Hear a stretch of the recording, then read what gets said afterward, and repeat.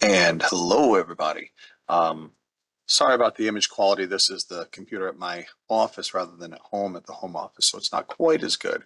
But today, what I want to go over is this is sort of out in left field. It's sort of adjunctive. It's sort of in addition to um, our normal lens design, our dispensing, our materials. We're in the midst of a handful of different things like base curve aberrations, those types of things. But whether it was the contact lens portion of our class or the dispensing, this was sort of important for us to cover because this is the SOAP aspect of what we're doing. And SOAP is a very important, this here, display setting. There we go. So, this is not working. Give me 1 second. All right, perfect. So, SOAP is a decision-making process that we use in the medical end of things, and quite frankly, you should be using it in all sorts of your decision-making processes. And I will tell you that it's not, you may actually be doing this already, but it's codified out. It's actually sort of spelled out. And SOAP is a process. You'll see things like this in the NCLE or the ABO, and you'll see like SOAP notes if you're in a medical setting. And this is the medical documentation system that we oftentimes use in healthcare. It's a very regimented, or at least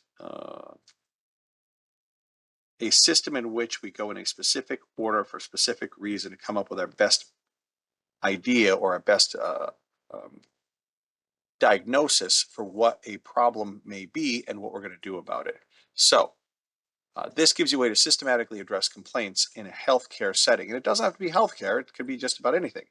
And is it useful for opticians? Well, my contention is that you guys are a part of the healthcare system. You deal with FDA approved devices. You are subject to HIPAA and regulations, healthcare regulations, state statutes, state regulations, federal statutes, federal regulations, Z87, OSHA, you name it.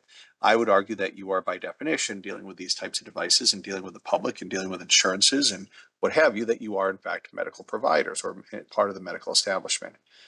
So for that reason alone, anything that's used in a healthcare setting should potentially be useful for opticians. But more importantly is it just makes sense. So SOAP is S-O-A-P. The S means subjective. The O is objective. A is assessment. And P is the plan. And this is the process by how we gather information, what we look at, tests that we're looking at, coming up with an idea of what we think is going on and then how we're going to fix it. So subjective is, what is a patient experiencing in their own words? We oftentimes in medical related issues for like charting, it's what the patient will report as, say, their complaint, or we call it the chief complaint. What problem are they having? Why are they here?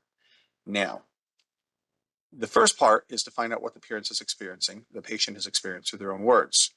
We oftentimes, if you do a really good job at this subjective sort of questionnaire, this subjective questioning, this eliciting of responses, this finding out what the patient has an issue with, is oftentimes you, in this stage, the first stage, you already know what's going on and what you're going to do about it.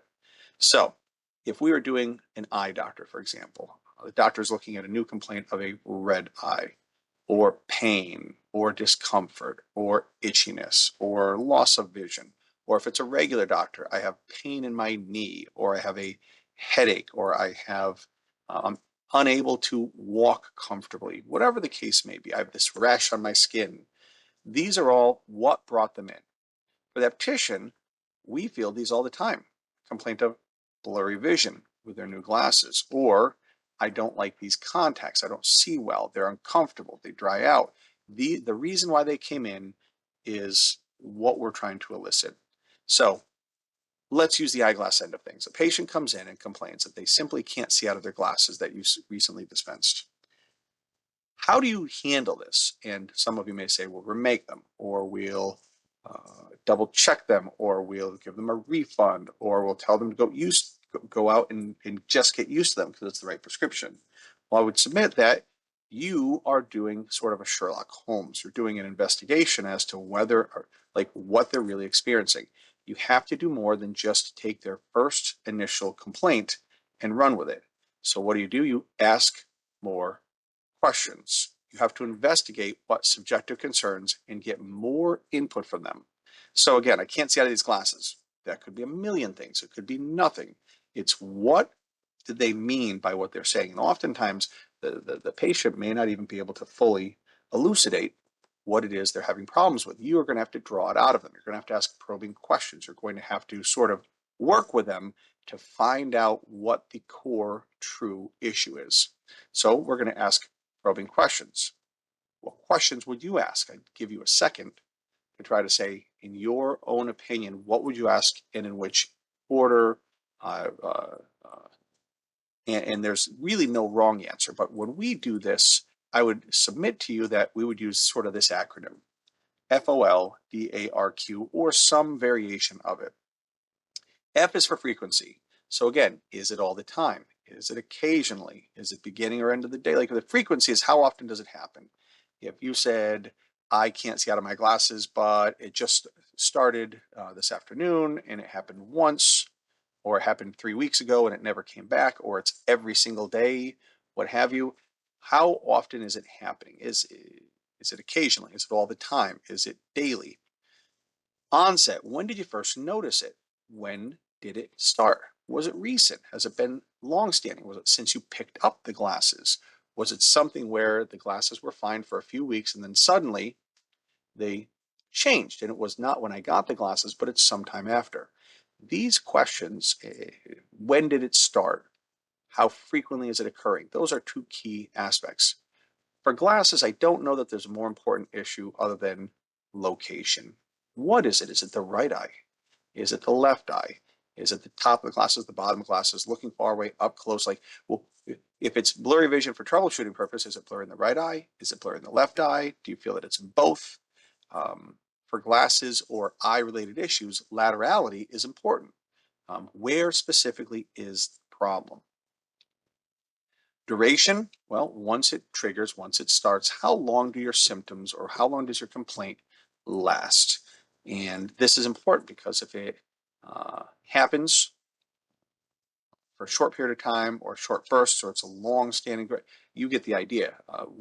How frequent, when did it start, where is it located, left, right, or both eyes in terms of, say, blurry vision? How long does it last once you notice it?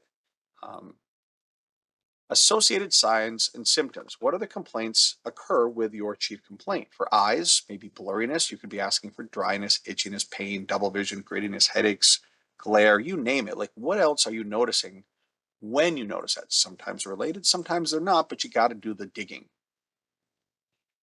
Relief. What do you do to make it feel better? Well, I don't see well.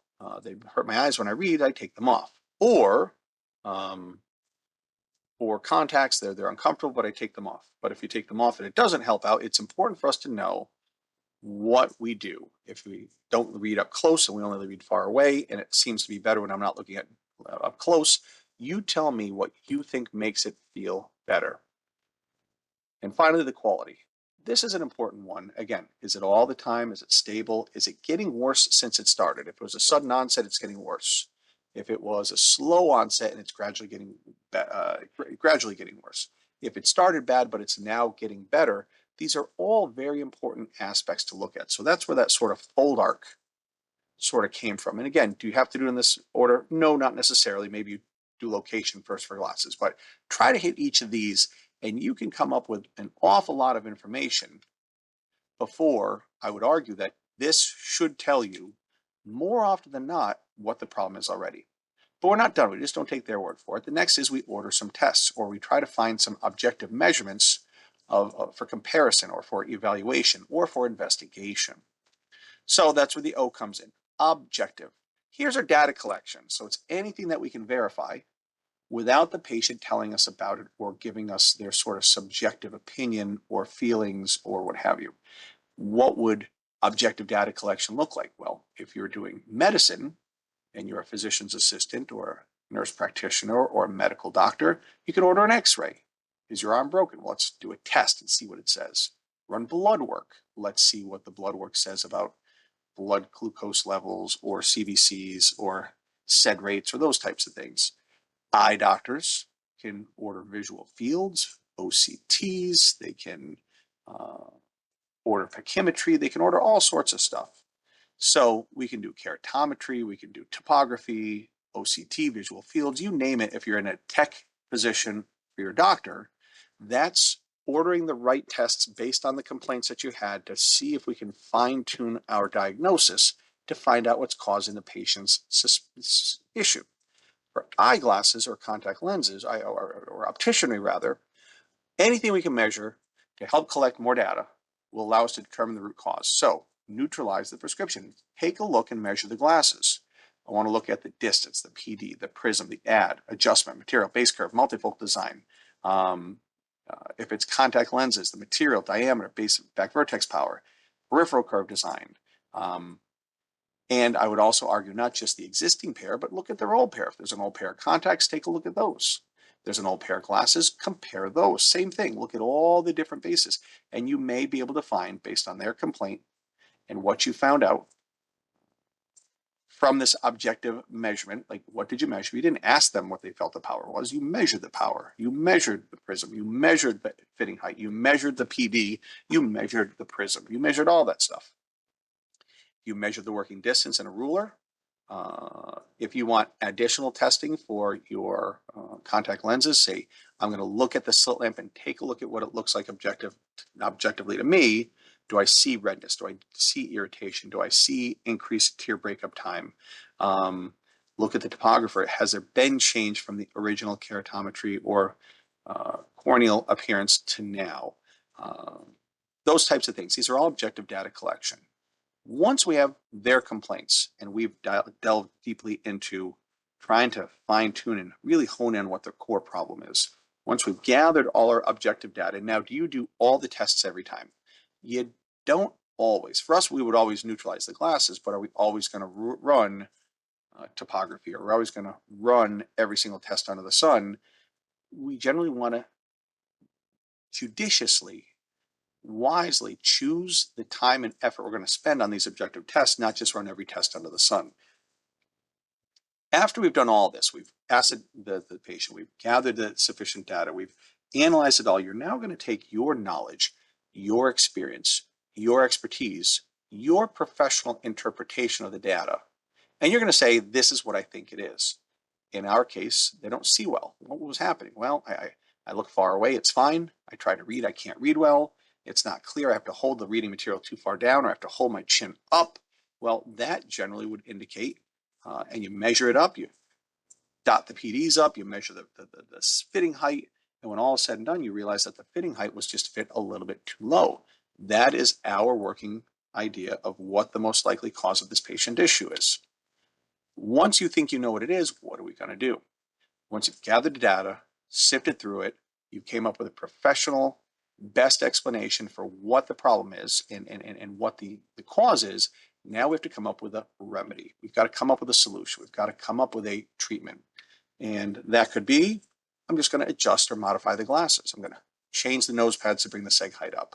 Or I'm going to fix the nose pad. Or I'm going to adjust the pantoscopic tilt, the wrap. I'm going to, the lenses were placed in right for left and left for right. I'm going to take them apart and put them in the right eyes. Maybe it requires, we're going to have to remake something. Let's change the prescription and talk with the doc. Hey, you went from a 250 ad to a 150 ad, and now that 65-year-old can't read up close. Shocker. Material non-adapt, base curve non-adapt, fitting height's wrong, the PDs were inaccurate, the prism was different than the old pair, you name it. Could be a whole host of issues, and that may require going back to the laboratory and changing your lenses. Maybe it's everything's right, but you can't see well, but you're asking too much out of the lenses. I want to use my progressive edition lenses to see far away, up close, computer, but I paint models for Dungeons and Dragons or Warhammer 40,000, and I hold it at about 15 centimeters, and I have it so close that these glasses aren't good enough. Well, Maybe you need a second pair of magnifiers, a second pair of near telescopes, a special device with light and a magnifying lens. Maybe they're having difficulty with blinding glare and their transitions or clear pair are simply not dark enough. Maybe we get a darker pair of polarized prescription sunglasses. These are all good answers. Maybe you look at it, everything's right. The new prescription is substantially different from the old. They're having difficulty.